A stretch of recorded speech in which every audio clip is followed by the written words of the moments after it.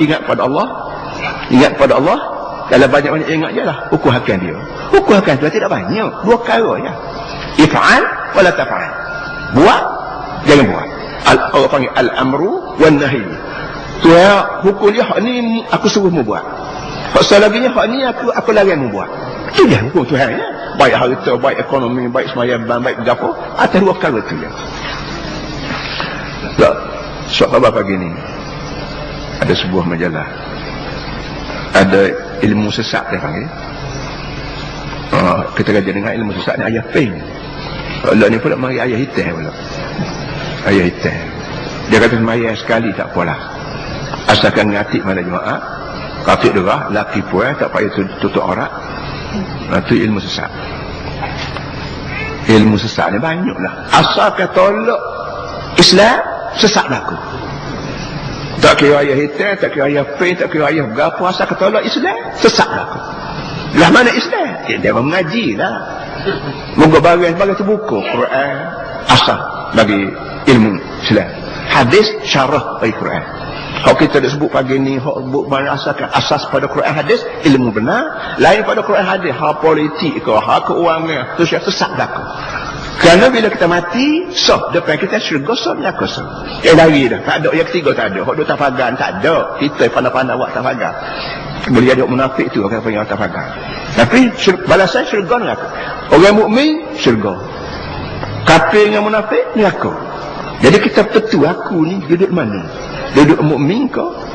Duduk atas kafir munafik. Itu yang masalah. Tak payah kita hukum, tak payah kita berapa, kita sendiri mempunyai bakat untuk menentukan mukmin dan kafir. ولا يكونوا كالذين أوتوا الكتاب من قبل فطال عليهم الأمد فقست قلوبهم. Tadi Allah Ta'ala tanya, yang kedua ni wala yakunu ni Allah Ta'ala nasihat. Boleh jadi kita duduk tengah musing otak nak cari nak tahu mana aku mukmin ke kafir ke munafik. Saya kata wala yakunu kalladina utul kitaba min qablu fatala alaihimul amadu faqasat qulubuhum. Saya kata mu jangan tiru orang alim. Jangan tiru orang alim yang hari itu. Orang alim itu dia panggil alladina utul kitaba, orang-orang yang diberi kitab. Belum Nabi Muhammad datang ni sallallahu alaihi wasallam, belum pada tu ada kitab dari langit. Melalui Nabi Isa orang panggil Injil, melalui Nabi Musa orang panggil Taurat, melalui Nabi Ibrahim Nabi berapa tu orang panggil Mizmar Daud, Suhuf Ibrahim, macam-macam kitab tu dari langit pada Nabi-Nabi zaman itu. Dan bila Nabi Muhammad mari, maka kitab lagi akhir zaman iaitu Quran. Tuhan kata mu jangan tiru orang tu ada zaman itu. Ahli kitab maknanya Yahudi Nasara. Kenapa? Orang di zaman itu ni fatala alaihimul abadu. Dia baca kitab, dia tak peduli kitab ada suku, dia ada suku. Tidak kata kitab ni dia sedaging. Tak, dia buat tak suku. Hasil akhirnya faqasat qulubuhum, menyebabkan hati perut mereka jadi keras. Ni hati perut orang keras kalau lembek hidup ke mati ni ajaran agama, bukan ajaran sains, bukan ajaran demokrasi, bukan ajaran sosialis, bukan ajaran nasionalis, ajaran Allah. Dalam banyak-banyak ajaran Allah, dalam tubuhmu tu ada qalbu. Qalbu ni kita Melayu panggil jantung hati. Daripada qalbu ni keluar fikiran. Dan fikiran ni, agama ajar fikiran ni mari daripada qalbu. Ahli-ahli falsafah zaman Greek tua itu dia mari daripada otak tadi. Kalau kita baca buku-buku falsafah yang ditulis oleh orang beribu tahun itu, Sokrat, Platon, Aristo, dia kata fikiran mari daripada otak. Agama mari aja qalbu. Ala inna fil jasadi mudghah idza salahat salaha al jasadu kulluh wa idza fasadat fasada al jasadu kulluh ala wa hiya al qalbu. Qalbu ni jantung ni mengeluarkan fikiran. Kalau fikiran hak keluar daripada qalbu ni molek betul, boleh habis kaki tangan kecek molek, kaki melakuh pergi tempat molek, tangan makuh, tangan jamu hak molek jap. Tulis kau cek ke sains cek kau tulis tak tulis berapa internet kau blogger kau berapa semua molek berlaku sekiranya qalbu Musa tu molek. Tapi kalau qalbu Musa ni huduh fasadat kunuh, kerana dipandu oleh nafsu, tidak dipandu oleh Quran, maka fasadat jasad kullu. Habis tu badan kunuh habis. Mulut kecek uduh, sebab qalbu uduh, kaki pergi tempat uduh, kerana qalbu dia apa ni mengeluarkan gelombang-gelombang uduh. tangan, kopi, apa saja pun dia berlaku. Dia benda stokol ni Nabi kata ala wahyal qalbu.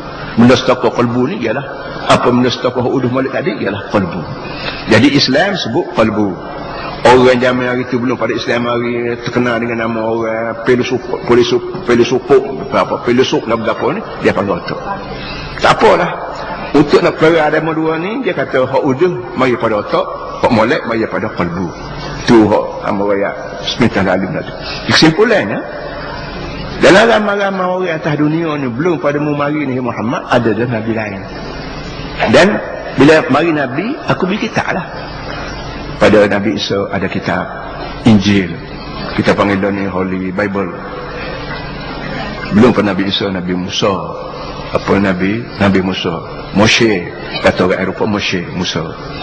Apa nama ni?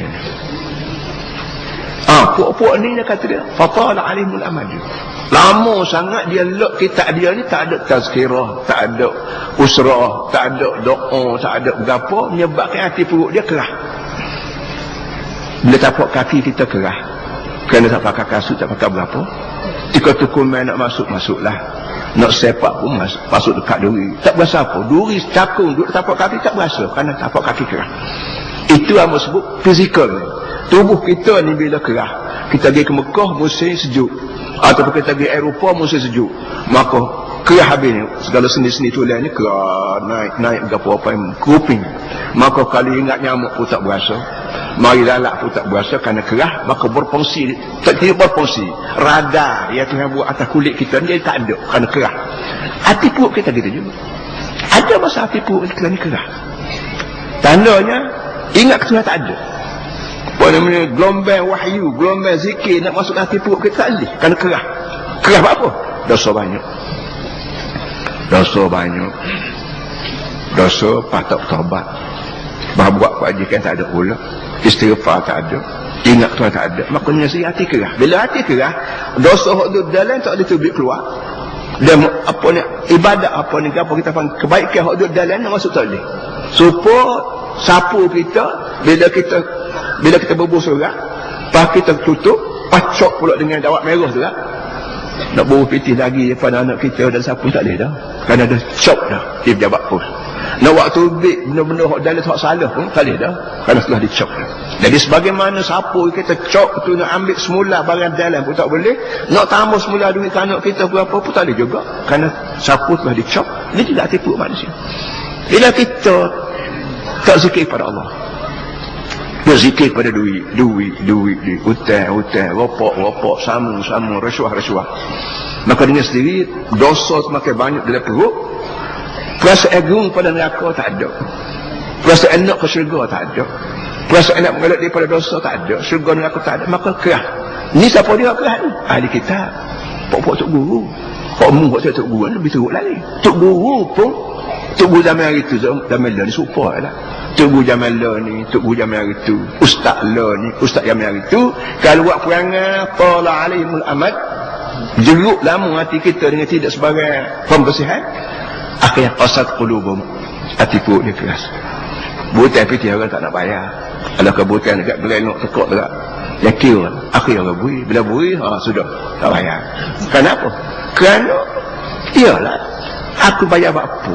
Moga dia beri piti kat. Pandailah kita berdalih begitu, berdalih gini, aku wayak aku miskin, aku wayak aku susah, aku wayak anak ramah, anak sekolah berapa buat. Pada awak dah ya.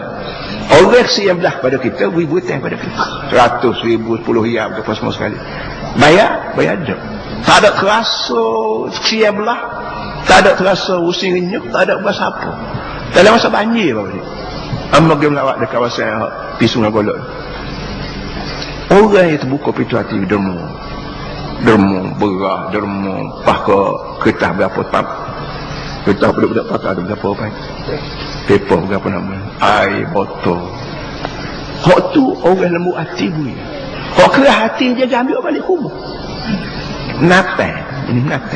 Bagaimana menatang? Tak erti ceguk, tak erti nak ke syurga, tak erti nak. Orang hak dia menatang. Orang jauh-jauh hari barat derma, dia mari ambil balik rumah. Ni orang di Kelantan, Selama Mekah, tak ada yang wahyu. Tapi orang kata dia suami muka, dia tak ada tindak balas apa, tak ada reaksi apa, bukan dia. Ini para hadirin semua benda amat sebut, benda waqi', benda realiti kita panggil. Tanda orang ni, tanda hati lembut, hati kerah. Kalau lembut juga buta sedang tolong beri derma, orang sakit, orang susah, orang kena usung, kena berapa musim banjir, umur selang, lembu kubal, tak tahu dia lakukan. Maka dia terbuka pintu hati. Orang yang pasal hati kerah ni, pasal ni. Lelek-lelek orang yang diipung, bui barat, nak uya barat, dia ambil, bawa balik kum. Ini orang panggil hati lembut. Jadi kesimpulannya, kita duduk atas dunia ni lain pada jaga perut, makan minum kena makan. Kerana perut-perut ni Tuhan beri jaga molek. Qalbu sendiri kena jaga juga. Tak boleh jaga perut je, qalbu tak jaga, tak boleh. Hak jaga perut je tak jaga qalbu ni orang lain, agama lain.